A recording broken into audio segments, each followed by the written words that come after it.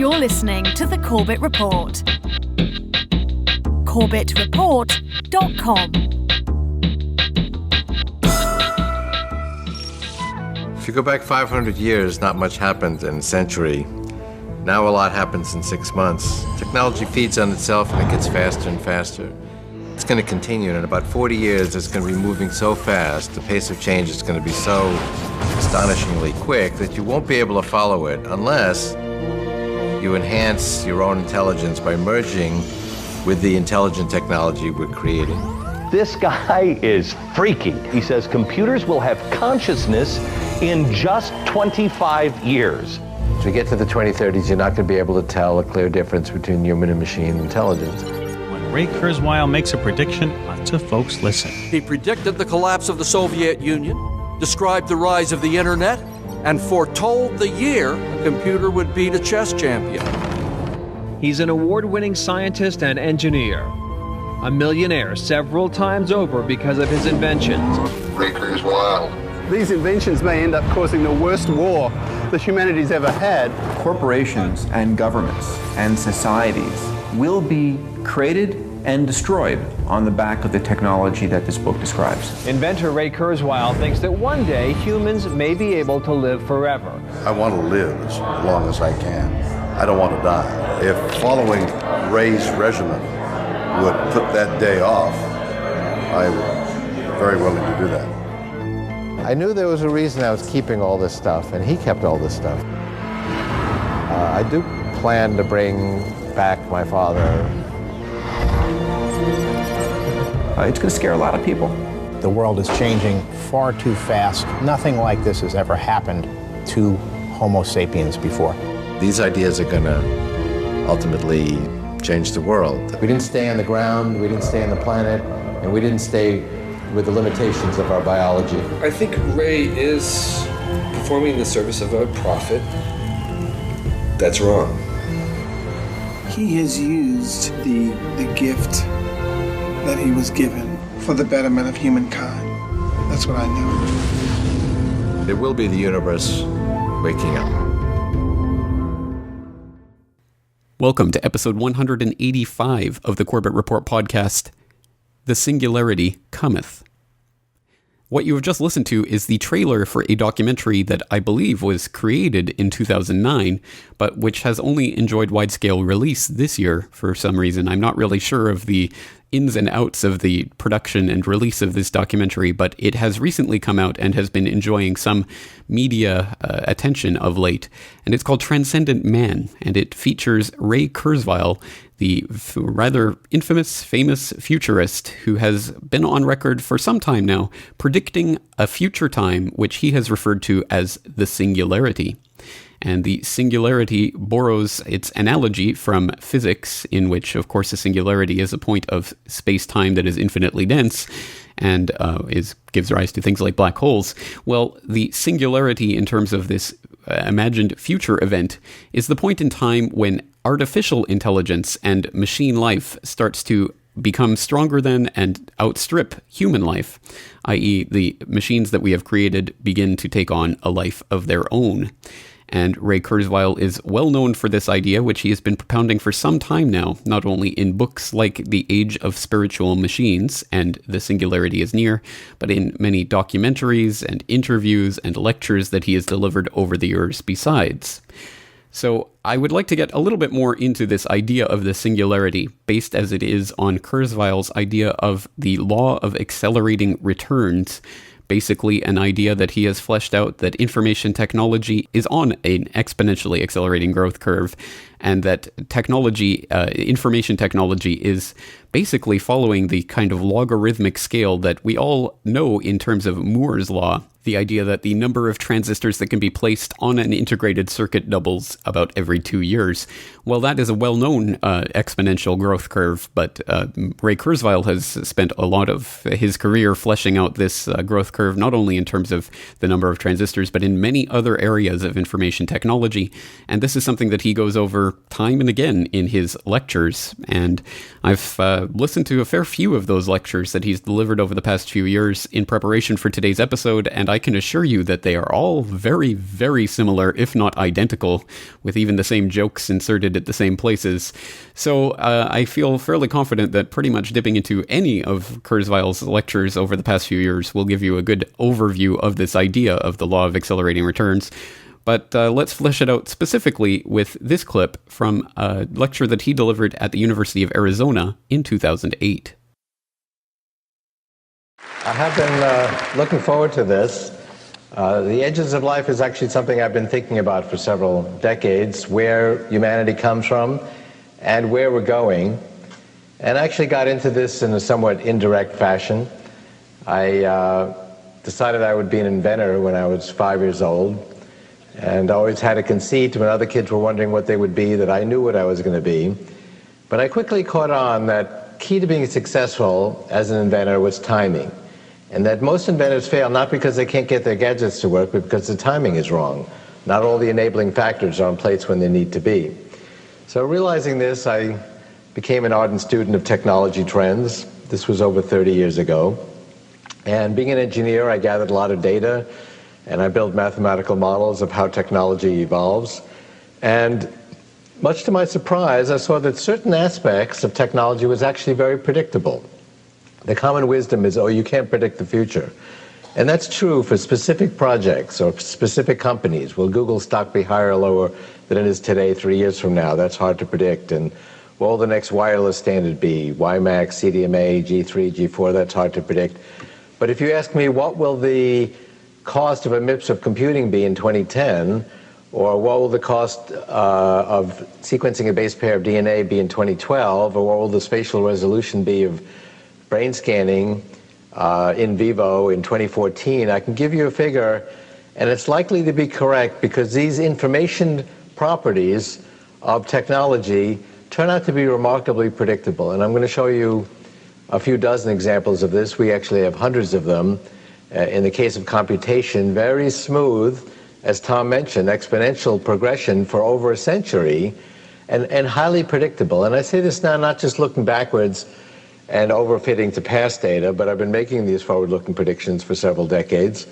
I saw the DARPANET doubling each year in the 1980s, but it wasn't on anybody's radar map. It was only used by a few thousand scientists. It went from 10,000 nodes to 20,000 nodes in 1 year, and then to 40,000 nodes.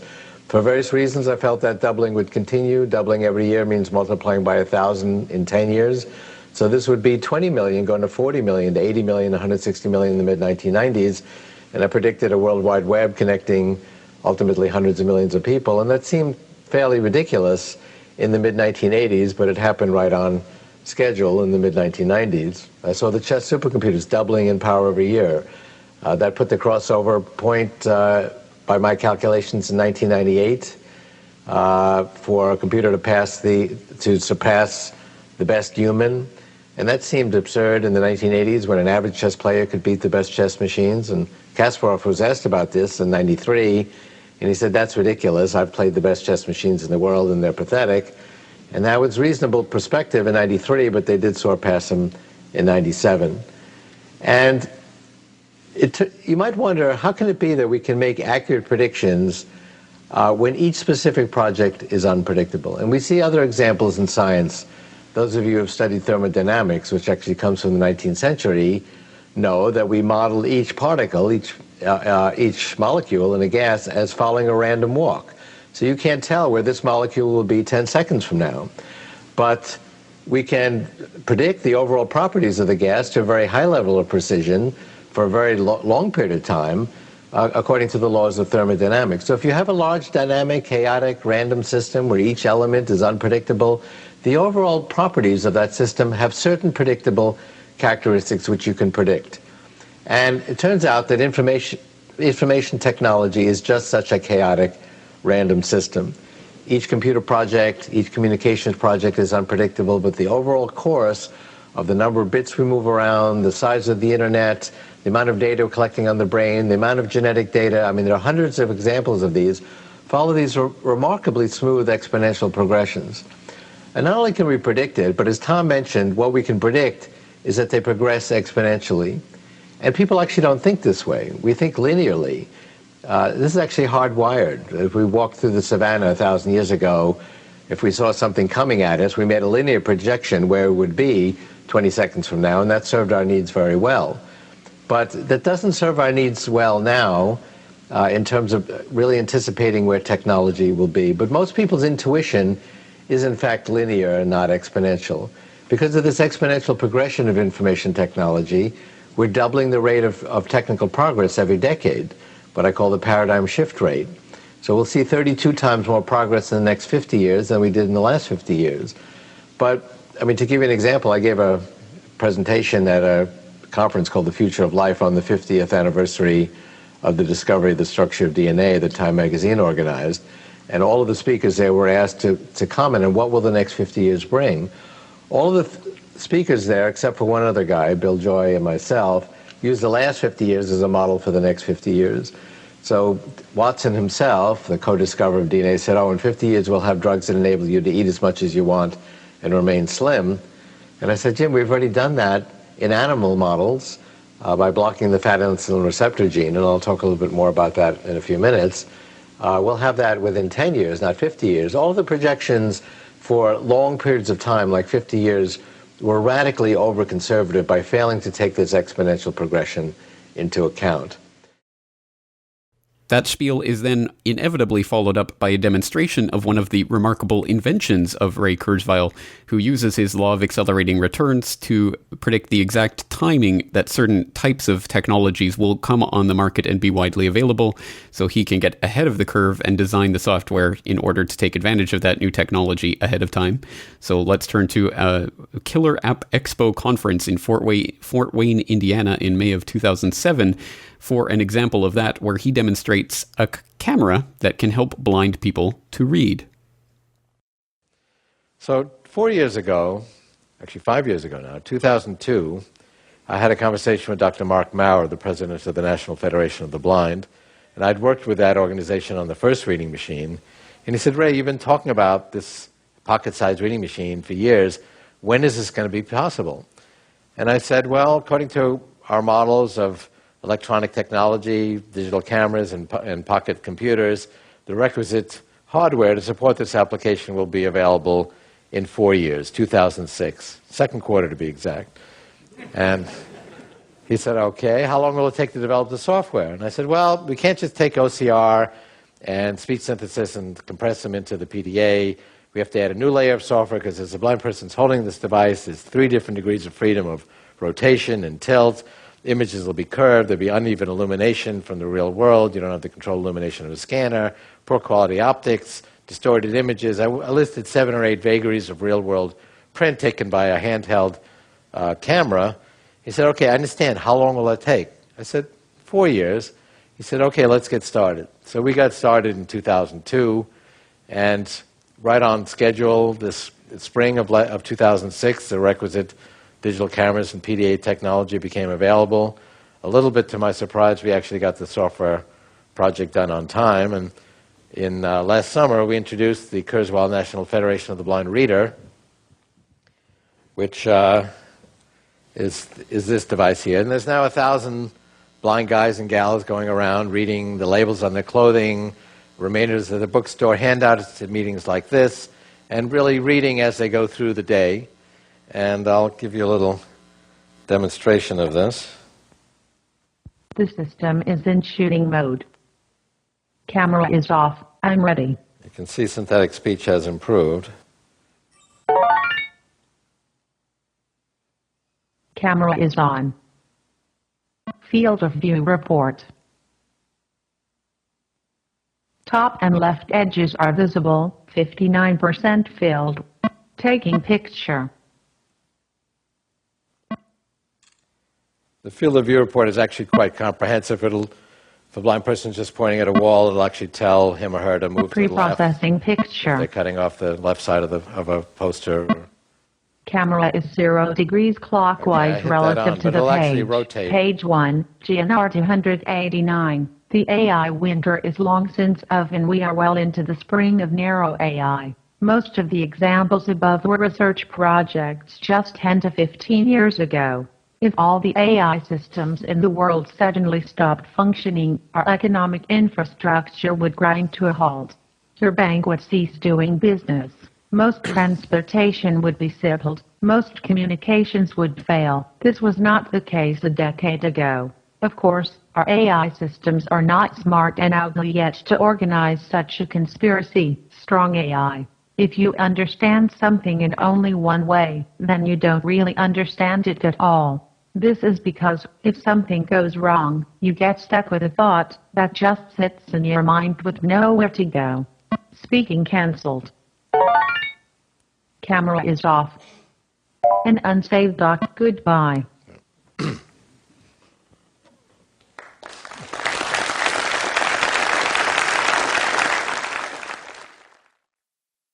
And then, once the audience has been suitably awed and overwhelmed by this display of the marvels of technology, Kurzweil begins into that part of his speech in which he introduces his listeners to the concept of human immortality, a concept that he firmly believes will become reality within our lifetimes. If we go out to 2029, it's when these trends will really become mature. We'll have a billion-fold increase in the power of information technologies, such as broadband, by that time. We'll have completed the reverse engineering of the human brain. It'll be a very powerful combination to take the pattern recognition powers of human intelligence with ways in which machines are already superior. They can remember billions of things accurately. They can transmit information at electronic speeds, which are a million times faster than human language. But most importantly, it's not going to be an alien invasion of intelligent machines. It's going to expand our physical and mental reach. And very literally, it's going to go inside our bodies and brains and expand our health and our ability to do cognitive functions. Nanobots, which already, as I mentioned, there's a first generation of these devices already being used in animals, will be very sophisticated a quarter of a century from now. They'll be going inside our bodies, keeping us healthy from inside, augmenting our immune system. They will go inside our brains, interact with their biological neurons. There are already people with computers inside their brains, not yet blood cell size, but pea size. If you have Parkinson's disease, you can have a computer put in your brain that replaces the biological neurons destroyed by that disease, and this is an FDA-approved treatment. And the biological neurons that used to be getting signals from these healthy neurons are now getting signals from a computer, and that works just fine. The latest generation of this FDA-approved neural implant actually allows you to download new software to the computer inside your brain from outside the patient. We have lots of devices inside the body and brain already that have two-way communication. So if it's pea size today, apply this 100,000-fold decrease in size and billion-fold increase in capability over the next quarter century. And these will be blood cell-sized devices, millions of them in our brains, interacting with our biological neurons. So you want to go in virtual reality, the nanobots shut down the signals coming from your real senses, replace them with the signals that your brain would be receiving if it were in the virtual environment, and then you feel like you're in that virtual environment. And then, again, the design of these environments will be a new art form. Some will be recreation of earthly environments, like a Mediterranean beach or the Taj Mahal. Some will be fantastic, imaginary environments that can't exist on Earth. You can go there by yourself or go there with other people and incorporate all of the senses. You actually don't have to be the same person. You can become a different person. You go to move your arm, it moves your virtual arm. Design of virtual bodies to go with these virtual environments will be part of the same design of that environment. But most importantly, it's going to expand human intelligence, which arguably our computers already do. I mean, every time you use a search engine, you're plugging into, in quite an impressive manner, this exponentially growing human knowledge base. We're the only species that has knowledge altogether, and we have increasingly intelligent ways of accessing it. These computers are getting closer to us. You can already search the internet, with devices that fit in your pocket. These ultimately will be in our bodies and brains. It's actually a pretty convenient place to put them. And this will be an expansion, a continuation of this exponential expansion of the mental powers of our human-machine civilization. And I'll leave you with one last trend before we have some dialogue about this. Human life expectancy has not been a constant. This is part of the process of human beings extending our reach. When our genes evolved thousands of years ago, it was not in the interest of the species for people to live, on average, past child rearing, because then you're just using up the very precious and limited resources of the tribe. So human life expectancy was in the 20s 1,000 years ago. It was 37 in 1800. It's only 200 years ago. There was no sanitation, so there were rampant bacterial infections. There were no antibiotics. Schubert and Mozart died in their 30s, and that was typical. It was 48 in 1900. It's now pushing 80. But as we get to the mature part of this ability to reprogram biology with biotechnology, this will go into high gear. And according to my models, 15 years from now, we'll be adding more than a year every year, not just to infant life expectancy, but to your remaining life expectancy. So that's a tipping point. As you go forward a year, your remaining life expectancy will move on away from you. So if you can hang in there for another 15 years, we'll get to experience the remarkable century ahead. Thank you very much.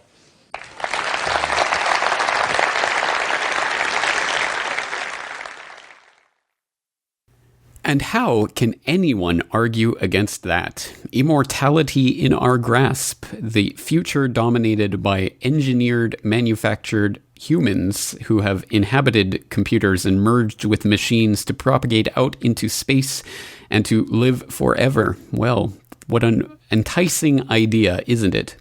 Or at least it should be, and yet I have no doubt that many people in the audience will be at least a little bit uncomfortable with the entire thrust of this argument and where it's heading, because at some deep level we are concerned about humanity. What is the nature of being a human being, and to what extent will we lose that if we do start to merge with the machines as these prophets of transhumanism and the sages of the singularity would have it? So let's start examining that ick factor behind this idea. And I think someone who brought it to the fore quite well in a way that does not necessarily interrogate the intellectual ideas, but does bring out the idea that people are very much uncomfortable with these types of propositions. Well, let's turn to an interview that Ray Kurzweil recently did to promote Transcendent Man with that arch comic and distractor puppet of the mainstream controlled corporate media who nonetheless, once in a while, does tend to get in some truth or some interesting points.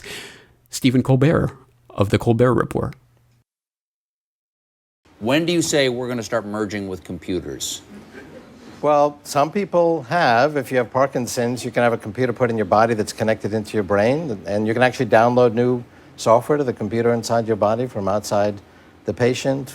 Deaf people with cochlear implants. There are other computerized devices we're putting in our bodies and brains. Today, it requires surgery. Technology is getting smaller and smaller. This is 100,000 times smaller than the computer I used as a student, and it's also 1 billion times more powerful per dollar. We'll do that again in 25 years. So 25 years from now, this will be the size of a blood cell. We can introduce it non-invasively. We will have millions of little nanobots keeping us healthy from inside, augmenting our immune system. So millions of tiny nanobots through our blood system. Is there any way that couldn't turn into a horror movie? It's actually not funny. I don't think it is. I don't think it's funny at all. We're going to merge with this technology because they're going to be so small. I mean, I'd like to put this in my body. You know, I wouldn't lose it that way. You'd like to put that in your body? I would. Do you know who likes to do that too? John Kyle also enjoys it.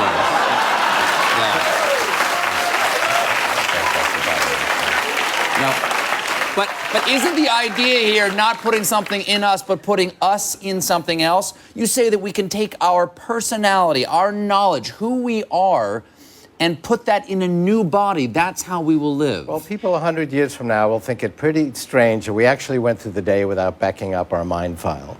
I mean, you back up all the information on your computers. There's actually information in your brain. It's not a metaphor. So we will be able to capture that and restore it. You know, you could argue that people like Parkinson's patients are doing a little bit of that. Why does 2045 have significance? To cut to the chase, we will merge with our technology we're creating. We'll make ourselves 1 billion times smarter by 2045. That's such a profound and singular change that we borrow this metaphor from physics and call it a singularity. Because a black hole is also a singularity, correct? Right, and the metaphor is you can't see beyond the event horizon. And right, because the ego of someone who lives forever is so great it collapses on itself. Say what you will about Colbert, but I think his point about the ego being so big it collapses in on itself, I think that's a particularly astute observation to make, especially when you start to examine Ray Kurzweil's personal psychology and you start to see how he's very much motivated by this strange obsession he has with resurrecting his father and making sure that he never dies because I guess, well, he just wants that immortality so much. It's interesting, but I don't want to turn this into an ad hominem type attack on the idea of the singularity, because I think that would belittle the real intellectual roots of what's going on. Because I think there is at least a possibility that what Kurzweil is talking about is actually real and is happening.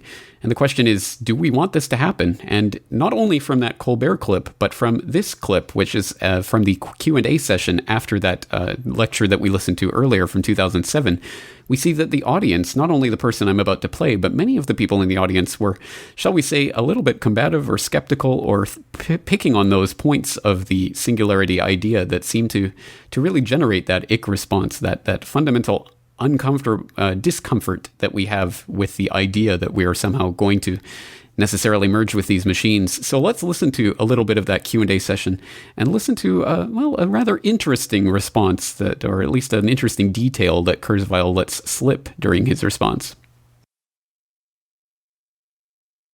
Genetic algorithms are progressing.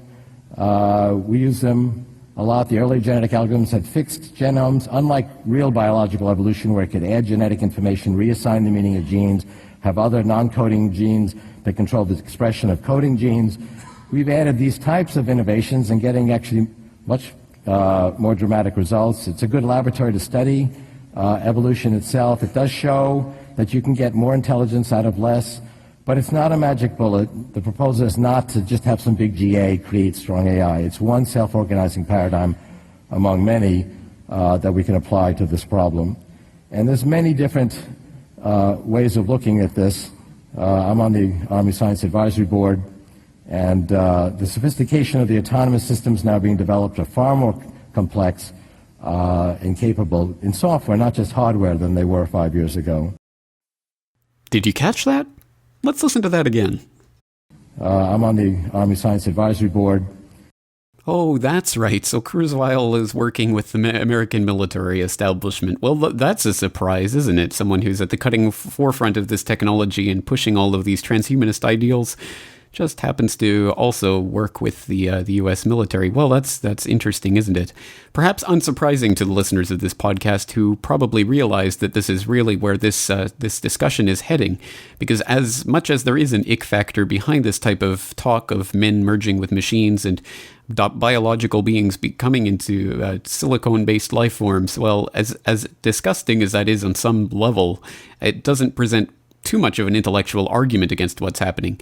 No, a real argument against this process is to examine who is controlling and funding this technology, who is bringing it into existence, and who will be using it for their own ends, and puppeteering it to make sure that the real life-saving, amazing, incredible technology that is coming into our grasp does not become the property of John Q. Public, but will only be used by those with their hands on the levers of power. And that is where we begin our real analysis of this subject. Because, again, my point is not to say that we need to be Luddites and to reject technology, but we do have to be realistic about the way that technology is wielded as a tool by the same people who wield all the tools in our society and have their hands on the levers of power and on the instruments of financial control through which society can be directed. So, is it reasonable to assume that this technology will be necessarily democratizing in its nature, as Kurzweil often goes on to talk about?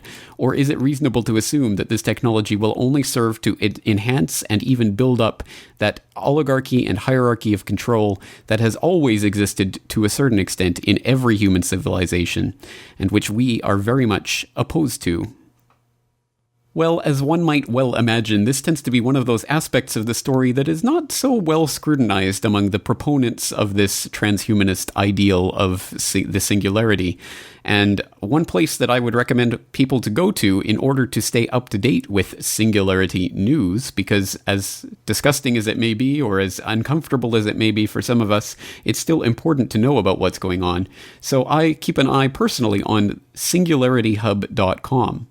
This is a website that tends to track news stories related to the Singularity, and in amongst the regular types of headlines about new advances in various pieces of technology, you can often find extremely interesting stories that tend to go not entirely scrutinized or not scrutinized enough by the people who are promoting this kind of furthering of mankind through the merging of technology with biology.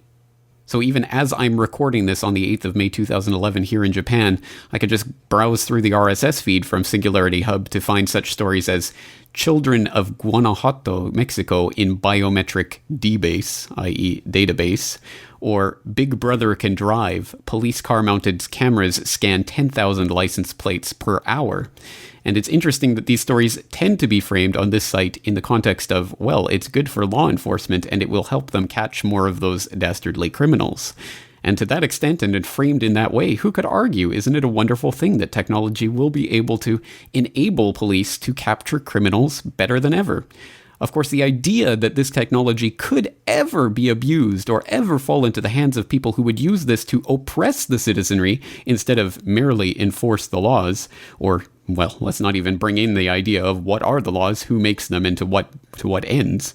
But this type of scrutiny is obviously not the type of scrutiny that the members of the SingularityHub.com community really want to take too close a look at. And it's not to say I'm not trying to belittle the people who are involved in this movement. I think a lot of them probably are very earnest people who do earnestly and truly believe that there will be this wonderful revolution of technology which will lead to a type of utopian society. I'm sure those people truly do believe that, but I think they are being, at the very best, dangerously naive about the real possibilities of what this revolution might actually mean. So let's start scrutinizing what it might mean for military interests to be getting involved with this technological revolution, and how this might turn into, well, technologies that maybe you and I would not want to see implemented by the governments and the militaries that we know are behind so much of the terror and hysteria that we see today. The brain was considered the last frontier, really, the impenetrable part of us. And we are just learning that we can actually go in there and read thoughts. For Professor Miguel Nicolelis, the key to the human mind lies in studying some of our closest relatives.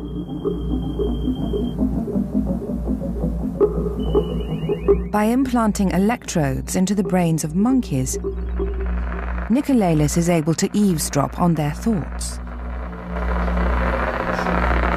We have been recording this every day for the last 5 years. So we have listened to this brain for the last 5 years, and every day we learn something new about how it is that it operates.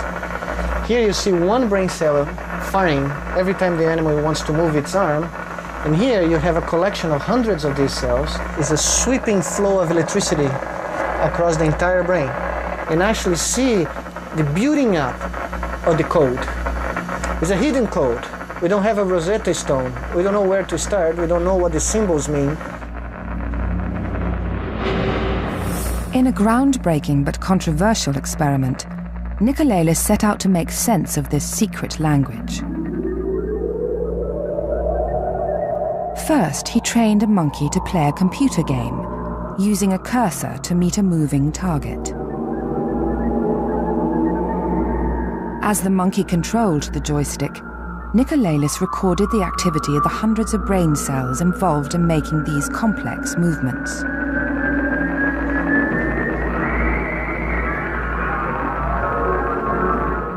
He then translated these biological recordings into the language of a computer. This now allowed him to perform an extraordinary feat. He connected the monkey's brain to a computer that drove a robotic arm. The computer read the monkey's thoughts and made the robotic arm move in exactly the same way as the monkey's.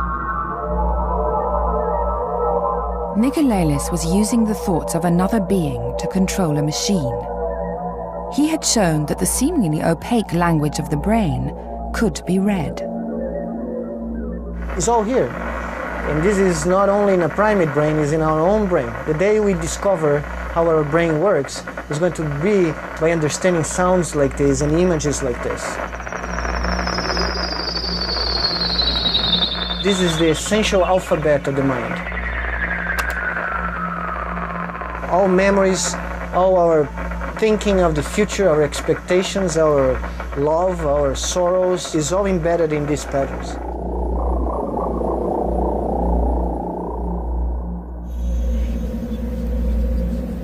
The fear of technology's power to transform humans is not entirely unfounded.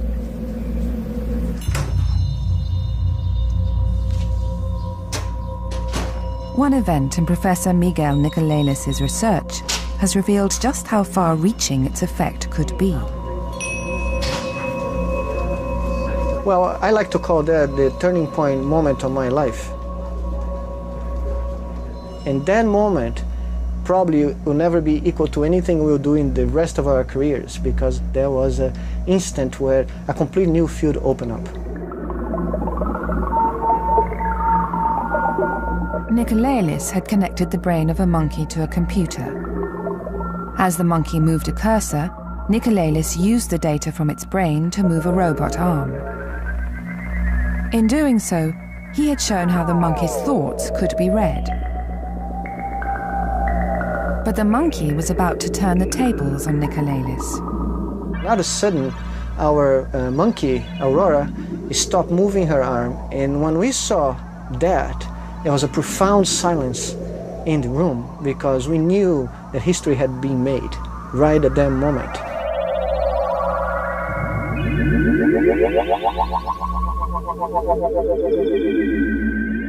The monkey realized that it didn't have to move its arm to play the game.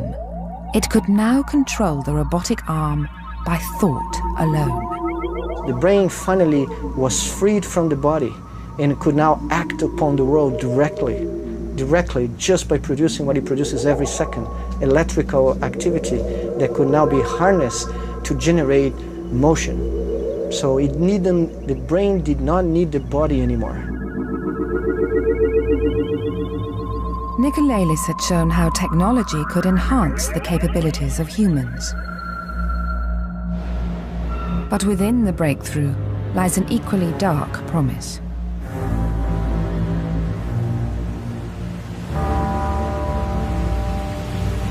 Much of the backing for brain-machine interfaces comes from a secretive arm of government just outside of Washington, D.C.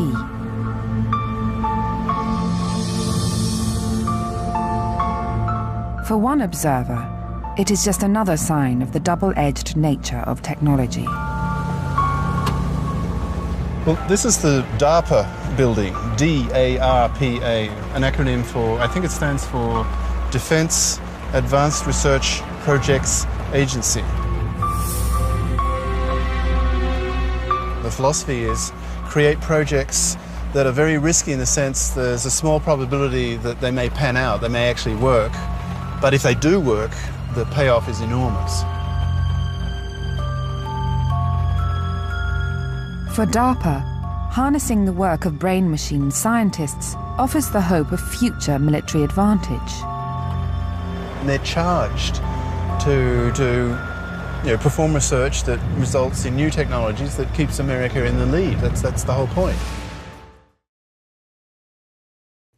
Well, that clip, so I will, of course, leave you to go and explore that documentary in its full and to take a look at it. It does raise some interesting points, but very interestingly, it brings up the example, of course, of the Unabomber and presents that as the idea of the type of person who might be opposed to this coming technological utopia of a total government control over everything, including potentially our minds. Well, I think a lot of people would be put ill at ease by such a concept, and not necessarily people like the Unabomber who want to start some sort of campaign of terror and start exploding people in order to stop technological process.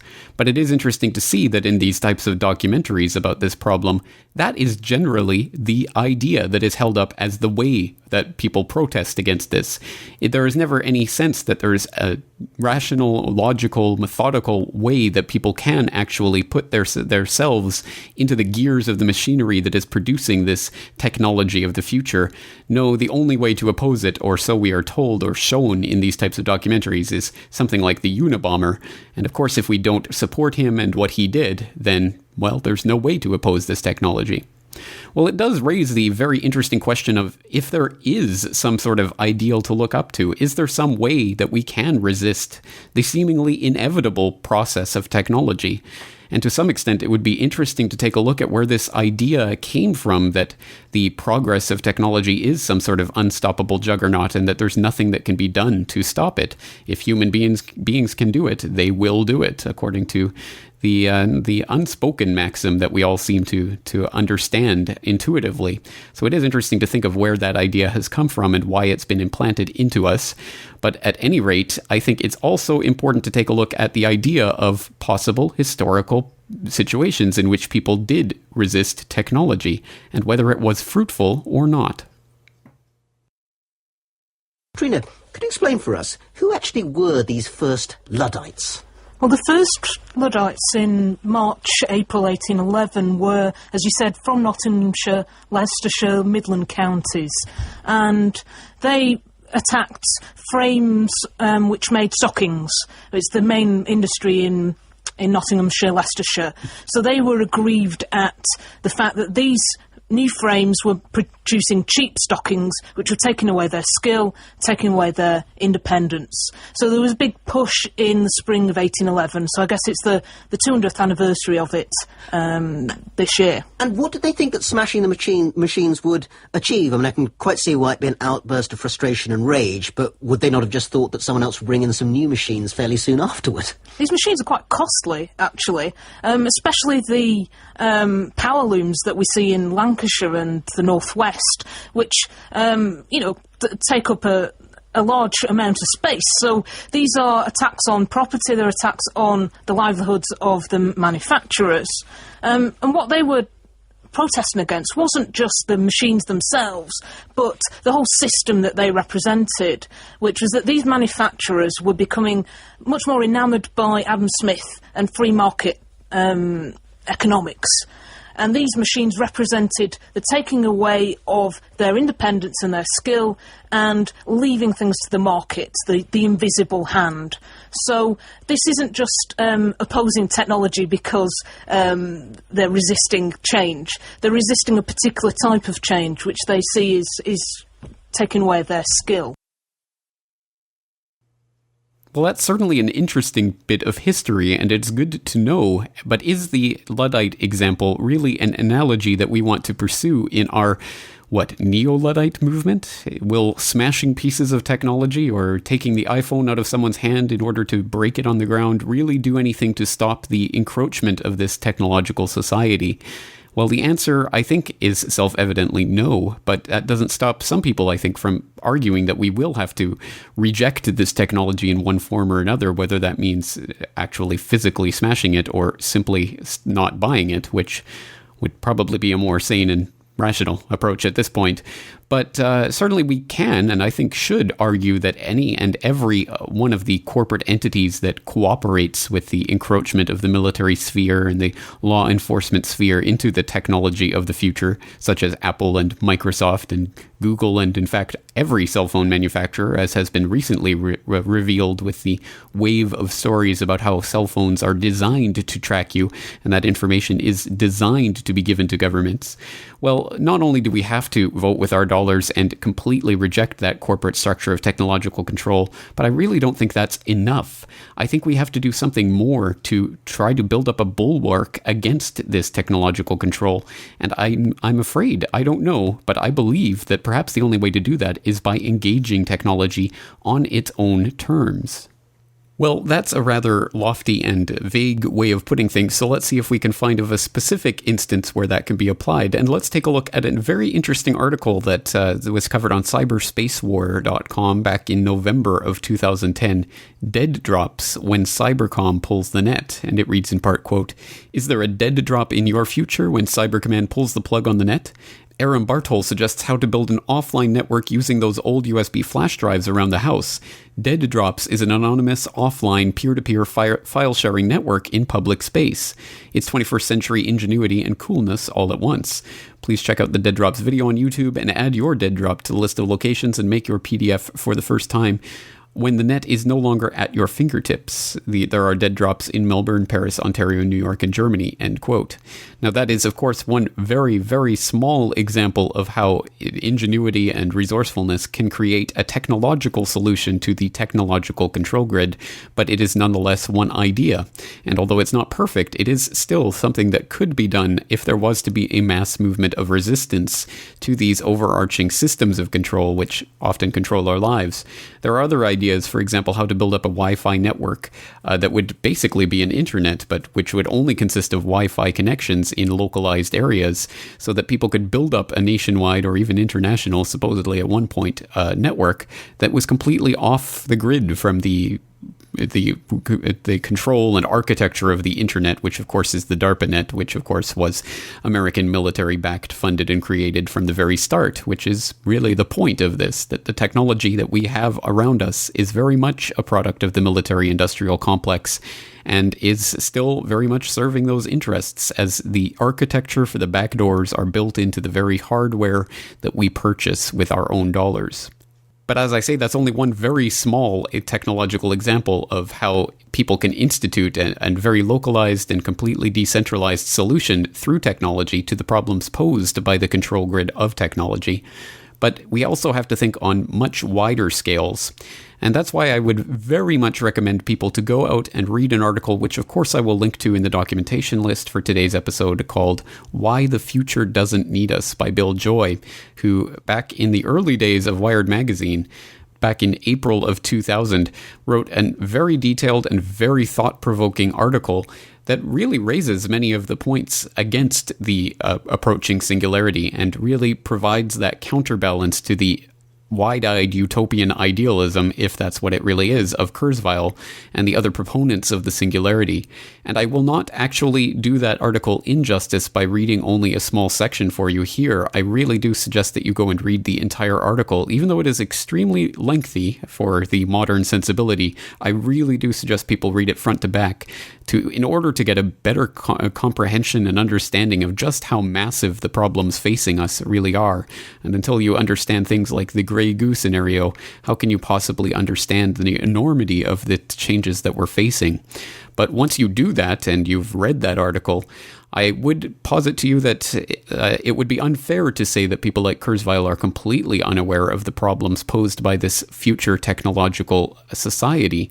And we can actually look to an op-ed that was co-written by Kurzweil and Bill Joy back in 2005 about another very, very worrying aspect of ways that technology in the future can be used to cause great harm. And it comes from a very disturbing op-ed from the New York Times, October 17th, 2005, called Recipe for Destruction, which reads in part, quote, "After a decade of painstaking research, federal and university scientists have reconstructed the 1918 influenza virus that killed 50 million people worldwide. Like the flu viruses now raising alarm bells in Asia, the 1918 virus was a bird flu that jumped directly to humans," the scientists reported. To shed light on how the virus evolved, the United States Department of Health and Human Services published the full genome of the 1918 influenza virus on the internet in the GenBank database. This is extremely foolish. The genome is essentially the design of a weapon of mass destruction. No responsible scientist would advocate publishing precise designs for an atomic bomb, and in two ways, revealing the sequence for the flu virus is even more dangerous. First, it would be easier to create and release this highly destructive virus from the genetic data than it would be to build and detonate an atomic bomb, given only its design, as you don't need rare raw materials like plutonium or enriched uranium. Synthesizing the virus from scratch would be difficult, but far from impossible. An easier approach would be to modify a conventional flu virus with the 8 unique and now published genes of the 1918 killer virus. Second, release of the virus would be far worse than an atomic bomb. Analyses have shown that the detonation of an atomic bomb in an American city could kill as many as 1 million people. Release of a highly communicable and deadly biological virus could kill tens of millions, with some estimates in the hundreds of millions. A Science staff writer, Jocelyn Kaiser, said, "Both the authors and Science's editors acknowledge concerns that terrorists could, in theory, use the information to reconstruct the 1918 flu virus. And yet, the journal required that the full genome sequence be made available on the GenBank database as a condition for publishing the paper. We urgently need international agreements by scientific organizations to limit such publications, and an international dialogue on the best approach to preventing recipes for weapons of mass destruction from falling into the wrong hands. Part of that discussion should concern the appropriate role of governments, scientists, and their scientific societies and industry. We also need a new Manhattan Project to develop specific defenses against new biological viral threats, natural or human-made. There are promising new technologies like RNA interference that could be harnessed. We need to put more stones on the defensive side of the scale." End quote. Now, I will let you go and read that article for yourself, the op-ed, because once again, it's just astounding that the United States Department of Health and Human Services did publish the full genome of the deadly 1918 Spanish flu on the internet for access by anyone at any time. And that is chilling in and of itself, especially because, as listeners to this podcast will no doubt be aware, that of course gives cover to the very government agencies that are supposed to harbor these secrets to then claim that it got out into the public and then use that excuse to release it themselves to cause whatever false flag panic they want to cause. And that's, I'm sure, the way that many of my listeners will be reading that. And again, I don't really agree with Kurzweil and Joy that you can put that toothpaste back in the tube, or that you can somehow get some sort of international system of agreements whereby we can prevent this information from falling into the wrong hands, because that really supposes that the right hands are the governments of the health and human services and other such departments that do have this information. Whereas I know listeners to this podcast will know that government agencies are not to be trusted with this type of information under any circumstances. But I do stand behind the idea that there does need to be some sort of Manhattan Project, well, perhaps not along those lines, but some sort of mass project for people who are working in this industry to start constructing the types of technologically introduced defenses to this type of viral warfare and other things that we will no doubt see developed in the near future. And that has to be an open and transparent process, and of course it cannot be put in the hands of governments, because they are the ones who will undoubtedly be releasing this type of biological warfare on a mass scale in the future. So, is technology the answer to the coming technological enslavement? Well, that's a very, very difficult question to ponder, because I think in some ways it is, and in some ways there's no doubt that we start to become what it is that we are fighting if we take it up on its own field of battle. If we start trying to find technological solutions to the problems posed by the influx of technology, well, where does that leave us? Only ever more dependent on the very technology that we are trying to struggle against. Again, I'm not here to say that people should not be excited about the marvelous, miraculous possibilities of the future of technology, but that we need to have a very, very, very serious dialogue at all layers and strata of our society about where this is heading and what it really means, and in what hands we want to place this type of information and this responsibility. The Corbett Report is brought to you by you. Your support makes the Corbett Report possible. Sign up for the subscriber newsletter or purchase a DVD at corbettreport.com/support.